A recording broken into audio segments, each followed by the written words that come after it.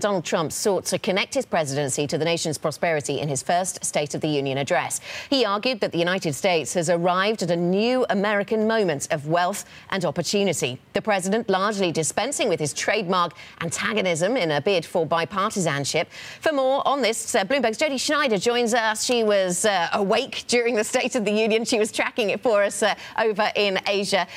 Jodi, thanks very much for joining us. So what were the specific themes that came out of this State of the Union? I've seen a number of bits of analysis pointing to a lack of policy detail, but what did he touch on then? Yeah, there wasn't a lot of detail, but most State of the Unions don't really have that much detail. They're sort of laundry lists of things that the president would like to see happen. And here there were two themes, I think. One was he was trying to be the bipartisan Trump who, from the Davos speech, making a presidential speech on a world stage, not being antagonistic or trying not to be antagonistic. And also he was trying to take a victory lap in a way to go to his base, but also the Republicans on Capitol Hill who were standing right there and loudly cheering whenever he mentioned the economy and things that were going well. He was taking credit for the economy and was able to do so because of that tax bill that passed at the end of last year. So those were the two main themes. He talked more specifically about immigration, about the need for more spending on infrastructure, talked somewhat about trade, and talked about national defense. When he talked about immigration, it got a little bit divisive.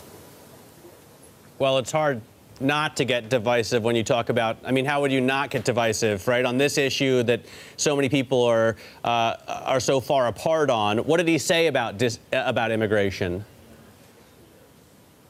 Well, the two things that were somewhat divisive, first of all, he was asking the Democrats to go along with him on his plan for the Dreamers, to allow the Dreamers, the young undocumented immigrants who came to the U.S. as children, to allow them to stay in the country. But, of course, in exchange for that, he wants a lot of money for border funding, including the wall with Mexico. And he also wants and is really requiring that there be a change in the way immigration policy is structured.